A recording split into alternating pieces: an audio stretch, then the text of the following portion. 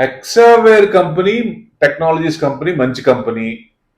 ఈ డీలిస్ట్ అనేది కొన్నిసార్లు అవుతూ ఉంటాయి, ఏదైనా కారణం కావచ్చు, నెగిటివ్ ఏం కాదు. కంపెనీలో ఏదైనా రిపోర్ట్ సబ్మిట్ చేయకపోయినా ఎట్లయినా. సో మళ్ళీ డిఆర్హెచ్బికి సబ్మిట్ చేసుకున్నారు.